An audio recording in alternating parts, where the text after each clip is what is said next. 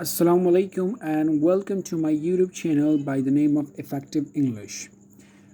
नाज़रीन, आज के इस वीडियो में मैं आपको यही बताऊंगा कि हम अपने इंग्लिश को किस तरीके से इम्प्रूव कर सकते हैं। इंग्लिश के वो टेक्निक्स, वो तरीक़ाकार जिसको हम फॉलो करके अपनी इंग्लिश लैंग्वेज को इम्प्रूव कर सकते हैं। Well, that is so much important and you should keep all them in your mind.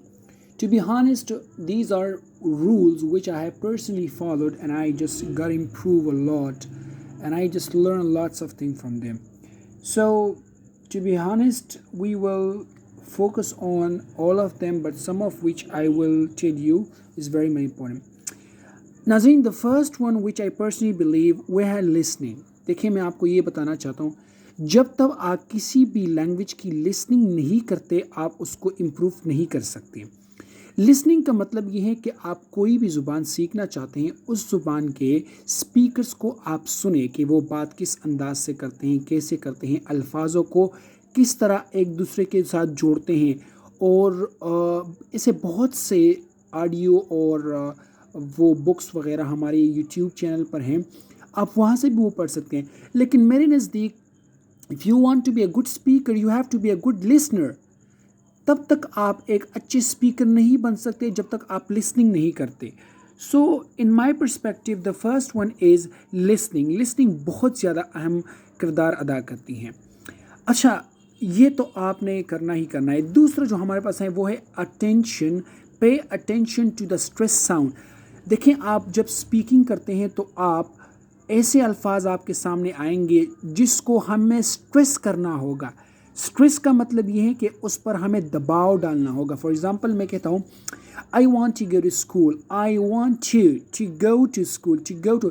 यहाँ पर मैंने गो पर स्ट्रेस किया, जिसकी वजह से मेरी जो स्पीकिंग है उसमें इम्प्रूवमेंट आएगी, मैं और ज़्यादा कॉन्फिडेंट फील करूँगा। तो ये है कि आप स्ट्रेस साउंड को, ये भी आपको लिसनिंग से पता लग जाएगा कि ऐसे कौन से अल्फाज है जिस पर हमें स्ट्रेस करना चाहिए।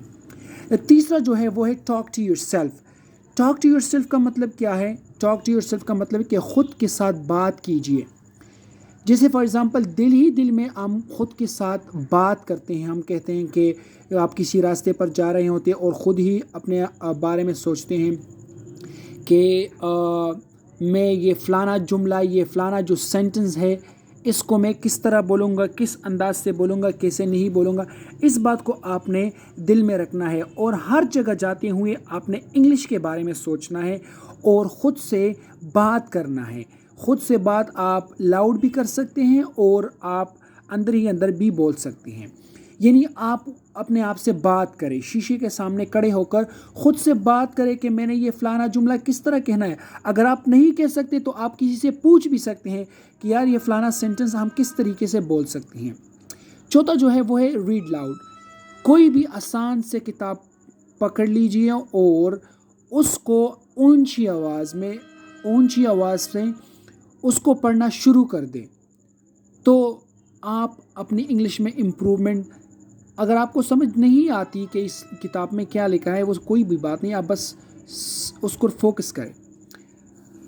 दूसरी जो बात है वो है फोकस ऑन फ्लुएंसी। फ्लुएंसी का मतलब ये है कि हम जब बात कर रहे होते हैं किसी भी लैंग्वेज के बारे में, हम जब स्पीकिंग करते हैं, कोई ज़ुबान में बात करते हैं, तो उसमें एक फ्लुएंसी होती है। यानी हमने इस तरह नहीं बोलना, हमने इस तरह फ़्लो में बोलना है।